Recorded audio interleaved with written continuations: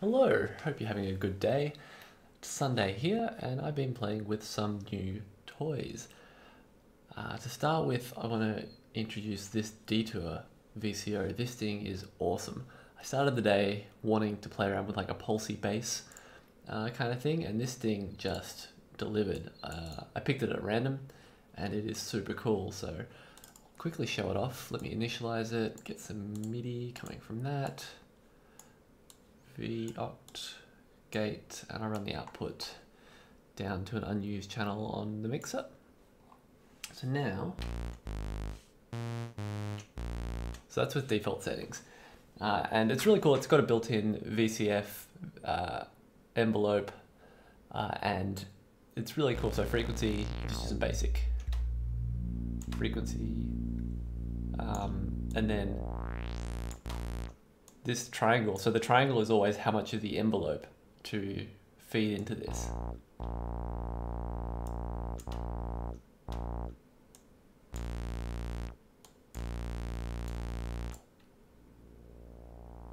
You get a little graphical representation as well. So that's pretty cool. These other knobs, I don't know really exactly what they do to the waveform. I read the manual, I didn't really understand it. It's some sort of shaping, but the best thing is to just mess with them. You get really cool sounds.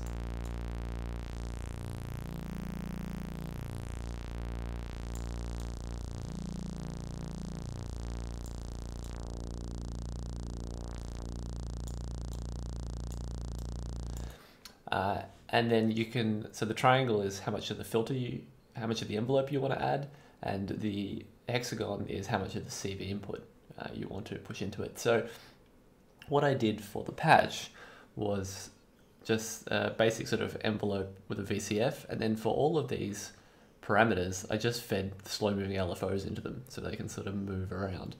And what that ended up doing, I'll turn up, start the sequencer.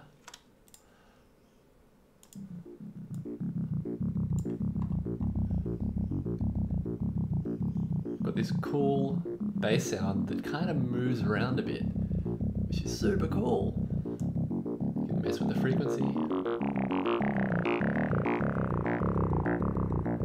You can probably hear I'm sending that through a little bit of reverb as well via the mixer. But yeah, I just absolutely love this sound. I was playing around some longer, bigger held sustain notes as well. Didn't end up using it in this patch, but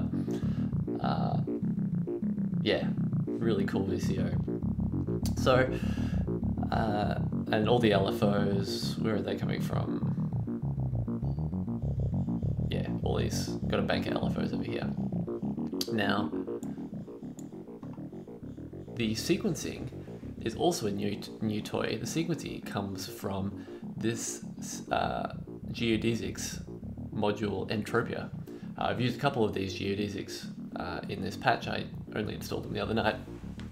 And how this sequencer works is, I'll zoom in a bit, it's got two rings. It's got an inner ring and an outer ring. And you sequence both, and then you can set a probability for which ring. So by default, it's going to be, or the blue side is going to be on the blue ring, yellow is outside. And so I've sequenced this 4-node pattern. But so let's go, that's the blue pattern. That's the yellow pattern. And if you put it in the middle, it randomly sort of chooses between them at each step, which I think is really cool. What I ended up doing was getting this really slow LFO here, dividing by the clock, and then over time, so going via an attenuverter into the CV for the mix. So to begin with, it's all of the blue, it's all of this, and then over time it morphs into this kind of higher energy one, and then it's a sawtooth, so it just flips straight back to that one. Which, yeah, I just had a lot of fun with that. So you can do a lot more with this sequencer, but that's just what I'm doing in this patch. Really fun. So that's the Entropia. Next, let's have a look at the kit sequencing. There's nothing too special here. Probably, so I'm just using Foundry, which I've shown off earlier. And if you actually, so this entire patch I put it up on YouTube as a different video. You would have seen that there I had 2 Foundry sequences. I realized that I actually only needed 1, so I've collapsed them for this video. But so the kick track is A, snare is B, and hi-hat is C. One cool thing I did for the hi-hats is I sequenced this with a little more movement, and this uses different gate modes. I don't think I've shown them off before, but I'm sending in a multiple of the clock and then setting the clock delay here to, sorry, the clock resolution to by 4. And what that does is it means that I can select these different trigger patterns, so I can get that sort of hi-hat roll. So that's pretty neat. And the other thing I'm using is the Chrono Blob 2. Nothing special here, it's a synced delay, and that's what gives the snare its delay. That's a filtered snare. Where's the VCF for it? It's here probably. So that's a snare and I just filtered it. So yeah, nothing too fancy going on with the kit sequencing. I wanted to try something that wasn't really 4 on the floor, just a bit different. But yeah, that's kit sequencing. Now the next toy, yeah, this chord key. This, I've never used this before. This is just an amazing sequencer for inputting chords. You can sort of see how this is working here, where for each voice, so you've got 4 voices, and you can just put whatever keys you want for the voice, change the octave so you can turn it off if you don't want it at all. I'm using consistently 3 notes per chord here and set the octaves. And then you can sort of just have up to 25 chords. So here I've sequenced 4 chords and I'm controlling the index. So the CV 0 to 2 volts goes from 0 to 25, 1 to 25. I only want 1 to 4. So I put, now I'm actually sequencing that via the Foundry. So that's track D. Yeah, so I've just done 0, 1, 1, 3, 4 for some reason. Okay, that was a mistake on the CV2 out. Then the CV2 out goes through an attenuator, and I just squish it down. Sorry, I expanded it. Yeah, no, I squish it down until it maps to 1, 2, 3, 4 on here. There's probably a nicer way to do that, but I could have also put the exact CV2s directly into here, but it was a little fiddly, so I thought it was just easier to run it through an attenuator because I had a spare one. So yeah, loving this chord key, very cool. So that's responsible for the pads in this patch. Which are these guys. Running it through, each voice is a cloud generator with a bit of spread. So if you take the spread out,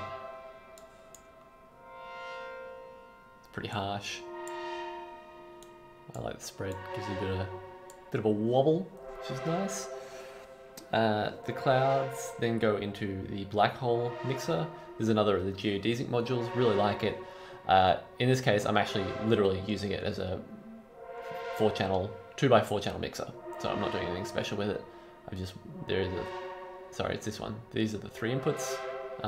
And then I'm using it as VCA actually. These are the, this is the envelope for the pad here. And this bottom one here, that's the kit mixer here. So yeah, nothing too special there. It's just a pad, chord keys doing the pitches, and then there's an envelope. An envelope controlling CVs, controlling mixer to give it that swell. Next up, we've got the ARP. So this ARP is a lot. I love making ARPs. They're so fun. So the way this works is it's using the same outputs from the chord key. So these are going to, each output here goes to a mult, and one of them goes into the cloud generator and one of them goes into this switch. So I've made it a 3 input switch, and then we're using a random input each step, so it's a sample and hold. We're using the brains for our noise generator sample and hold. Another geodesy module, really cool. I'm just using it here for a lot of sample and hold sources. So these are all different noise sources. They're all being sample and held via this gate. So we select a random note at each step. I just realized that I've messed it up, because notice how it's selecting 7 and 8, which it shouldn't be doing. This was quite fiddly to get right with the different noise sources. I really probably should check the spec for this to see what.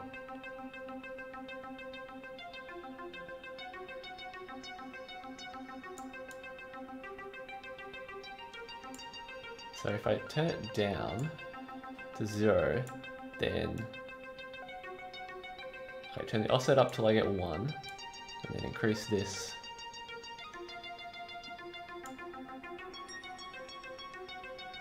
Okay.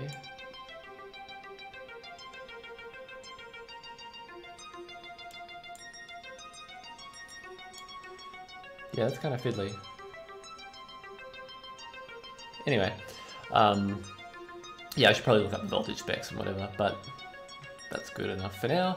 And then I'm also selecting a random octave using the same technique here. So that's how it's selecting the pitch. Just using the same XCO that we've used in previous to give us a triangle and sine mix. Then that's all running through a refold, which I've also used before. The thing I'm doing differently here is so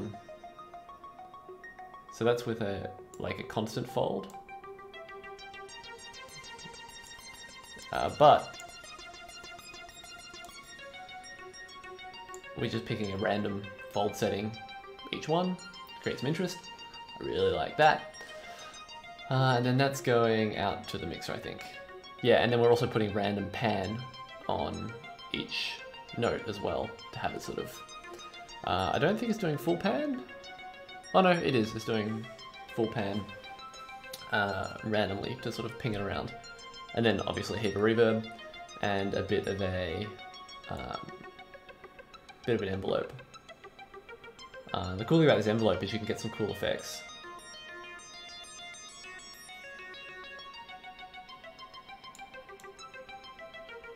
And you can hear me using that in the performance of this patch to sort of make some different tones. So that's the ARP, which is very, very cool.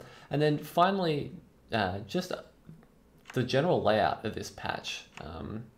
I usually have things grouped by voice because that's what we do, but I thought maybe I'd try laying it out as you might have an actual modular setup. So I tried to group various things. So all the VCOs are up the top here, or the sound sources, because I've also got the kit over here. And I've got LFOs here, some noise and attenuators, so sort of utility sort of things, VCA, octave switch, envelopes here, effects over here. We've got the folder, the delay, the reverb, and the 2 filters down here. We've got clock and sequencing sort of in the bottom left here, mixing in the middle here, and then just some tacks and knobs and sinks and stuff down the bottom to wire things up. I like, for things I'm going to control a lot, if I'm in a performance, I like wiring them up with the tact. One thing I do like to be able to do here is to set up gradients. I'll show you that. So let me just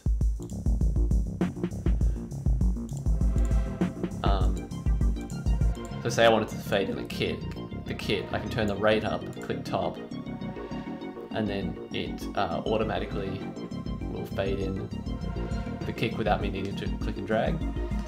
So it's kind of neat. I hooked this up to the filter, which I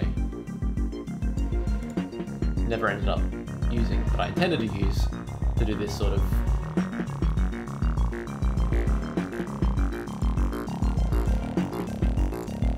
then turn the rate down to cut it. So it's just a bit easier than clicking and dragging. Anyway, that's the patch. I had a lot of fun making this. Felt like it really came together. I hope you had fun too. Hope you learned something. I'll see you next time.